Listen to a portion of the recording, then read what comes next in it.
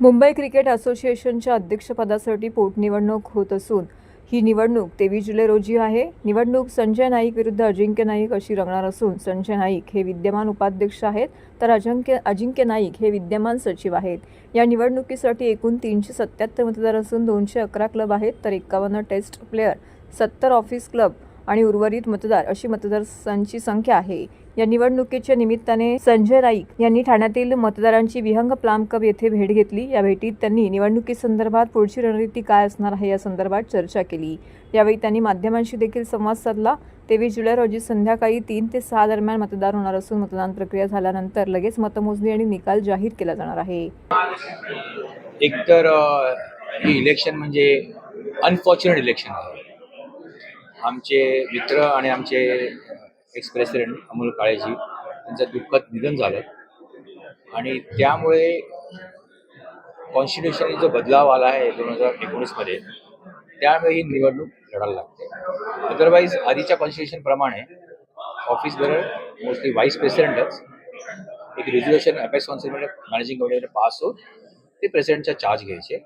अशी दोनदा अशी आपल्या वेळ आलेली आहे आणि दोन्ही वेळेस तशीच झालेलं आहे. पण घटना बदलल्यामुळे 2021 लोधा रिफॉर्म्स आले, सुप्रीम कोर्टने घटना बदलली म्हणून एक इलेक्शनची प्रोसेस करावी. बघा, असं आहे की बरेचसे बदलाव MCAच्या सगळ्या ह्याच्यामध्ये आलेले आहेत. त्याच्यामध्ये अर्धवट म्हणजे थोडेसे अजून कामं राहिलेली असतील जी अमोलजींच्या हस्ते पूर्ण होण्याची, ते आम्ही सगळे मिळून अपेक्स काउन्सिल मिळून पूर्ण करू. ही जी प्रक्रिया आहे ही इलेक्शनची 23 तारखेपर्यंत आहे. 5 दिवस चालेल. 5 दिवसानंतर पुन्हा अपेक्स एकत्रच येणार आणि पुन्हा एकत्र येऊन जी राहिलेली कामं आहेत ती पूर्णपणे पार. हे असं आहे, तुम्ही पत्रकार आहात, तुम्हाला सगळंच माहिती आहे की फॉर्म कोणी भरलेले आहे आणि आता सगळी प्रक्रिया पूर्ण होऊन मी व्हाईस प्रेसिडेंट संजय नाईक आणि समोर अजिंक्य नाईक सेक्रेटरी, एवढे दोनच हे आहेत. आणि हे मलाही माहिती आहे, त्यांनाही माहिती आहे आणि आपल्या सगळ्यांनाही माहिती आहे. आता ह्यांचा प्रश्नाचं आधी उत्तर होतं. मुद्दे बरेच आहेत. हे मुद्दे आम्ही 2022 मध्ये मांडलेले आहेत. हे 2022 ते 2025 मध्ये आम्हाला ते मुद्दे पहिले कंप्लीट करायचे आहेत. त्या मुद्द्यावरतीच हे बाय इलेक्शन आलेलं आहे. इथं नवीन इलेक्शन नाही आहे की आम्ही ते मुद्दे सोडतो आणि नवीन मुद्दे आहे, असं काय नाही आहे. प्रत्येक मुद्द्याला एक वेळ आणि काळ असते, त्या वेळ काळामध्येच ते पूर्ण केले जातात. त्यामुळे ह्या काळाचं 2022 ते 2025 पर्यंत एक मुदत आहे. त्या मुदतीमध्ये जेवढे आम्ही सोकॉल आमचा मॅनिफेस्टो जो बोलला जाईल तो लास्ट टाइम आमचा होता, त्याचप्रमाणे ही कामं पूर्ण केली जातील. आणि अजून बरेच मुद्दे आम्ही जे नवीन जे करण्याचे इच्छुक आहे, मी जे इच्छुक आहे आमच्या अपेक्षा ते मी एक ऑफिशियल प्रेस कॉन्फरन्स आहे 22 तारखेला, त्यात मी मांडतोच.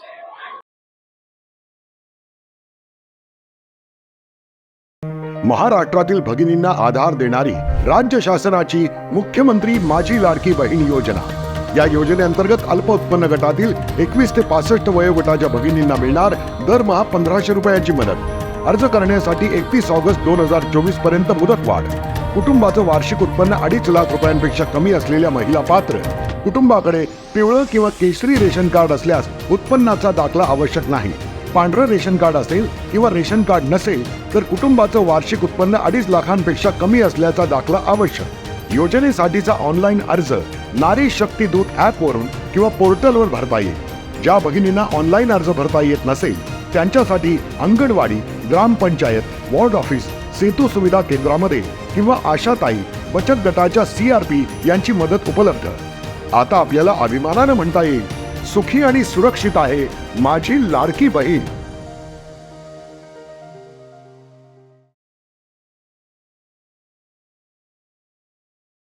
न्यायालयाचे स्थगन आदेश असतानाही विशाळगडावरती ठराविक समुदायाला लक्ष्य करून निष्कासन कारवाई करण्यात आली. या कारवाईचा निषेध म्हणून मुंब्रा सामाजिक कार्यकर्त्यांनी मर्जिया शानू पठाण यांच्या नेतृत्वाखाली मूक मोर्चा काढून निदर्शने केली. यावेळी निदर्शकांनी पोलिसांनाही निवेदन दिले. विशाळगडावरती उभी करण्यात आलेली दुकानं, घरं प्रशासनाने कोणतीही पूर्वसूचना न देता पाडली आहेत. ठराविक समाजाला लक्ष्य करून ही कारवाई करण्यात आली आहे. ही कारवाई करण्यासाठी धार्मिक द्वेष पसरवणाऱ्या काही संघटनांचा हात असल्याचा आरोप करीत ही निदर्शने करण्यात आली. यावेळी निदर्शकांनी तोंडाला काळ्या फिती बांधल्या होत्या.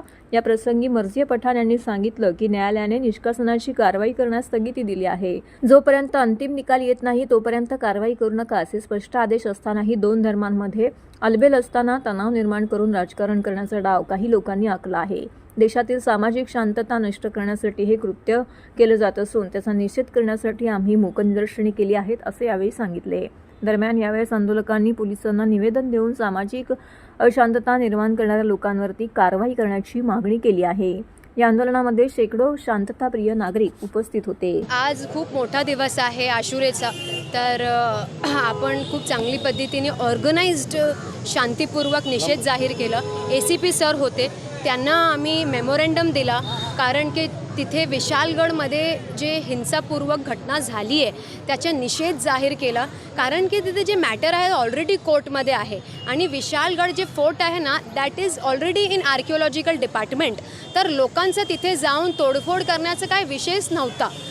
आपण देश आपल्या आपला देश कॉन्स्टिट्यूशनवर चालणार आहे की लोकांच्या मनवर चालणार आहे. देशात किती काय गडबड होत आहे आणि दररोज काय ना क्राईम होत आहे, तर लोक स्वतःच तलवार घेऊन स्वतःचा इन्साफ करायला जात आहे का? स्वतःचा इन्साफ करायला आपल्याला स्वतःला जाणार आहे का? नाही ना. तर मग कोर्ट आणि लॉ कशाला आहे? मला असं वाटतं की लोकसभामध्ये सरकारला चांगला रिस्पॉन्स नाही भेटला आहे महाराष्ट्रावरून, तर त्यांचे हा एक वोट पॉलरायझेशन टॅक्टिक आहे. दिस इज व्हेरी पॉलिटिकल. पण कुठलीही आणि कोणतीही धार्मिक जे स्थान आहे, कुठलेही जे मस्जिद, मंदिर, गुरुद्वारा, चर्च, तिथे तुम्हाला जाऊन राजनीती करण्याची काय गरज आहे? लोकांनी तुम्हाला दाखवलं लोकसभा इलेक्शनमध्ये की लोकांना अशी घाणेरडी राजकारण नको आहे, तरी पण तुम्हाला सुचत नाही आहे. अरे डेव्हलपमेंटवर काय काम करा ना. आणि सरकारने स्टेटमेंट दिलं आहे की इलिगल एन्क्रोचमेंटवर आम्ही कारवाई करू. पण मला सरकारला माझा हा प्रश्न आहे की ज्या लोकांनी तिथे दंगे ऑलमोस्ट केलेले त्यांच्यावर तुम्ही काय कारवाई करणार आहे? कारण त्यांच्यावर तुम्ही मकोका जाहीर करणार आहे ना, आणि त्यांच्यावर तुम्ही IPC 153 अँटी टेररिस्ट ॲक्ट पण त्यांच्यावर लागणार आहे ना. कारण की कोणी सरकारला काय पण कधी प्रश्न विचार करत आहे तर त्यांच्या मागे तर तुम्ही अँटी टेररिस्ट लॉ लावतात ना.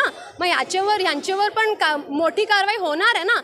If that is illegal you do abide by the lower जसं लिहिलं आहे तसं तुम्ही इलिगल बांधकामावर तुम्हाला जे करायचं, पण ते पोलीस आणि प्रशासनाचं काम आहे, लोकांचं काम नाही आहे. लोक तिथे जाऊन तोडफोड नाही करू शकते. लोकांची बिझनेसच्या तिथे लॉस झाला आहे, त्यांची दुकान तुटली आहे आणि ओव्हरऑल माहोल किती भयभीत झाला आहे. मग असं नको आहे महाराष्ट्राला. महाराष्ट्राची जनताला असं नको आहे. चंदनवाडीतील नुरीबाबा दर्गा रोड लगत पार्क केलेल्या 3 चारचाकी वाहनांसह एका ऑटो रिक्षावरती आणि महावितरणाच्या इलेक्ट्रिक डीपीवरती पिंपळाचं मोठं झाड कोसळल्याची घटना घडली आहे. या घटनेमध्ये 2 वाहनांसह महावितरणाच्या इलेक्ट्रिक डीपीचं मोठं नुकसान झालं आहे. सुदैवाने या घटनेमध्ये कोणतीही जीवितहानी झाली नाही. ही घटना सकाळी 7 ते 7:15 वाजण्याच्या सुमारास घडली. तातडीने हे झाड कापून बाजूला करण्यात आलं अशी माहिती आपत्ती व्यवस्थापन कक्षाने दिली आहे. चंदनवाडी परिसरामध्ये भले मोठं पिंपळाचं झाड गाड्यांवरती आणि महावितरणाच्या इलेक्ट्रॉनिक डीपीवरती पडल्याची माहिती राजेश मोरे नामक इसमाने ठाणे महानगरपालिकेच्या आपत्ती व्यवस्थापन कक्षाला दिली. घटनास्थळी तातडीने वृक्ष प्राधिकरण विभागाचे कर्मचारी, महावितरणाचे कर्मचारी, आपत्ती व्यवस्थापन कक्षाचे कर्मचारी व अग्निशामक दलाचे जवान यांनी धाव घेतली. या घटनेत कोणालाही दुखापत झाली नसली तरी रुपेश मलबारी आणि ऋषिकेश पवार यांच्या चारचाकी वाहनावरती झाड पडल्यामुळे त्या वाहनांचं मोठ्या प्रमाणामध्ये नुकसान झालंय. दरम्यान एक कार, एक ऑटो रिक्षा आपत्ती व्यवस्थापन कक्षाचे कर्मचारी, अग्निशामक दलाचे जवान यांच्या मदतीने झाडाखालून सुखरूप बाहेर काढण्यात आली आहे. याशिवाय महावितरणाच्या इलेक्ट्रॉनिक डीपीवरती झाड पडल्यामुळे इलेक्ट्रिक डीपी तुटून नुकसान झालं आहे अशी माहिती आपत्ती व्यवस्थापन कक्षाने दिली आहे. भारतीय मराठा महासंघाच्या राष्ट्रीय अध्यक्षपदी महेश परशुराम कदम यांची निवड करण्यात आली आहे. याबाबतची घोषणा मावळते अध्यक्ष डॉक्टर आप्पासाहेब आहेर यांनी एका पत्रकार परिषदेअंतर्गत केली. याप्रसंगी महासंघाचे राष्ट्रीय उपाध्यक्ष जयदीप वरखिंडे, सरचिटणीस राम शिंदे, राष्ट्रीय प्रवक्ता राजन गावण, प्रदेश उपाध्यक्ष ॲडव्होकेट स्वाती फडतरे, महासंघाचे कार्यकारिणी सदस्य संजय पाटील, प्रसाद घोरपडे उपस्थित होते. भारतीय जनता पार्टीचे ठाणे शहर जिल्हा उपाध्यक्ष असलेले महेश कदम यांनी गेली अनेक वर्ष स्वामी फाउंडेशनच्या माध्यमातून शैक्षणिक, सामाजिक तसेच आरोग्यविषयक उपक्रम राबविले आहेत. गतवर्षीपासून भारतीय मराठा महासंघाच्या उपाध्यक्षपदी असलेल्या महेश कदम यांनी मराठा समाजासाठी वेगवेगळ्या माध्यमातून कार्य केले आहे. त्याची दखल घेत महासंघाच्या राष्ट्रीय कार्यकारिणीने कदम यांची महासंघाचे राष्ट्रीय अध्यक्ष म्हणून निवड केली. यावेळी बोलताना महेश कदम यांनी ठाण्यातील सर्वसामान्य कार्यकर्त्याला प्रदेश अध्यक्षपदाची ही मोठी जबाबदारी दिलेली आहे. तेव्हा भविष्यात ही जबाबदारी पार पाडताना संपूर्ण महाराष्ट्रातील कार्यकारिणी निवडून समाजकार्यात अग्रेसर राहणार असल्याचं स्पष्ट केले. तसेच भविष्यात होणाऱ्या निवडणुकीसाठी योग्य वेळी निर्णय घेऊ, तरी जो व्यक्ती मराठा समाजासाठी चांगले काम करेल त्याच्या पाठीशी भारतीय मराठा महासंघ असेल, अशी ग्वाही त्यांनी दिली आहे. दरम्यान महेश कदम यांची भारतीय मराठा महासंघाच्या अध्यक्षपदी नियुक्ती झाल्याने त्यांच्यावरती सर्व स्तरातून अभिनंदनाचा वर्षा होत आहे. तसेच महेश कदम यांनी यावेळी पत्रकारांशी बोलताना विविध विषयांवरती चर्चा देखील केली. खूप मोठी जबाबदारी आज माझ्यावर पडलेली आहे आणि अशा वेळेला पडले की आज महाराष्ट्रामध्ये मराठा नावावरती राजकारण चालू आहे. पण स्वर्गीय यशवंतराव चव्हाणांपासून आत्ताचे मुख्यमंत्री सन्माननीय एकनाथजी शिंदे साहेब यांच्या रूपात जे काय आता आपण पुरोगामी महाराष्ट्राचे मुख्यमंत्री झाले त्यातले 90% मुख्यमंत्री हे मराठा समाजाचे आहेत. आज आम्हाला राज्यकर्त्यांकडूनही खूप अपेक्षा आहे, मराठा समाजालाही खूप अपेक्षा असणार आहे. पण जिथे काही चुकीचं घडत असेल तिथे आवाज उठवणं हे मराठा महासंघाची आज जबाबदारी वाढलेली आहे. स्पेशल ठाण्यामध्ये, कारण ठाणे हे मुख्यमंत्र्यांचं शहर आहे. आज ठाणे नगरीचे मुख्यमंत्री एकनाथजी शिंदे राज्याचं नेतृत्व करतायत आणि आज ठाणे नगरीतलाच एका सर्वसामान्य कार्यकर्त्याला भारतीय मराठा महासंघाचं प्रदेशाध्यक्ष म्हणून नियुक्ती झालेली आहे, जबाबदारी दिलेली आहे. तर जबाबदारी वाढल्यामुळे लवकरात लवकर पुढची रूपरेषा सगळं आपल्यासमोर महिन्याभरात मांडण्यात येते. नाही, मुळात मराठा आणि ओबीसी हा वाद होऊन द्यायचा नाहीये. मी ओबीसीच्या त्या नेत्यांनाही आवाहन करेन, विनंती करेन की आपल्यामुळे कुठला राज्यकर्ता जर स्वतःची स्वार्थी पोळी भाजून घेत असेल तर ह्याच्यामध्ये शिकण्याचं भरपूर आहे. गुण्या गोविंदाने महाराष्ट्राने 12.5 कोटी जनता वावरते. सुजलाम सुफलाम हा महाराष्ट्र छत्रपती शिवाजी महाराजांचा महाराष्ट्र आहे. आपण सगळ्यांनी मिळून हा महाराष्ट्र गुण्या गोविंद शांतच ठेवू. मराठा आणि ओबीसी हा वाद होऊन द्यायचं नाही. मराठा महासंघाची भूमिका ठाम असणार. 4 दिवसापासून विशाळगडाचा विषय चालू आहे. आई भवानी शक्ती दे, विशाळगडाला मुक्ती दे या घोषवाक्याला आणि छत्रपती संभाजी राजांच्या भूमिकेला भारतीय मराठा महासंघ पूर्णपणे पाठिंबा दिलेला आहे. आज तो जाहीर केलेला आहे आणि लवकरच येत्या 8 दिवसात आम्ही छत्रपती संभाजी राजांना भेटून हा पाठिंबाचा निवेदन त्यांना देणार आहोत. त्याबरोबर संभाजी राजा सगळ्या गुन्ह्यावरची जी काही गुन्हे दाखल आहेत कोल्हापूरला, ते गुन्हे मागे घेण्यासाठी जे काही प्रयत्न करता येतील ते पूर्णपणे करणार आहोत. स्वामी फाउंडेशनचं कार्य महाराष्ट्रभर आहे. गेली 12 वर्षे एक टप झाले कार्य चालू आहे. तसंच भारतीय मराठा महासंघाचाही कार्य संपूर्ण महाराष्ट्रभर होणार.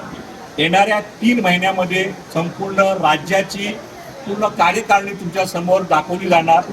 त्याच्याबरोबर राज्याचं अधिवेशन, भारतीय मराठा महासंघाचं अधिवेशन लवकरात लवकर घेण्याचा विचार आमचा चालू आहे. हे 3 महिने जसे पावसाळ्याचे आहेत तसे 3 महिने निवडणुकांचे सुद्धा आहेत.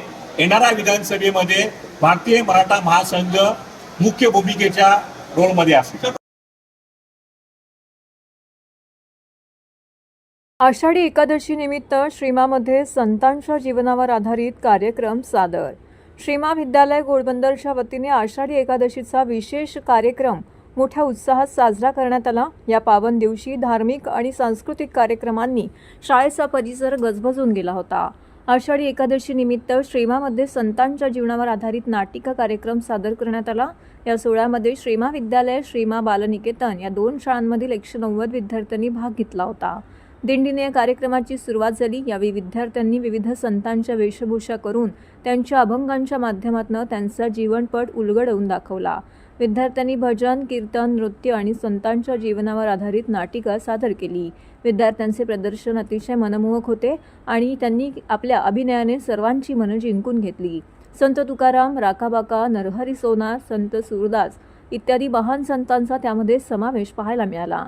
श्रीमा हॉल येथून दिंडीचा शुभारंभ झाला. दिव्य श्री तारामा यांच्या उपस्थितीमध्ये शाळेतील विद्यार्थ्यांनी दिंडी, हरिपाठ, भजन, अभंग सादर करीत विठुनामाचा गजर सादर केला.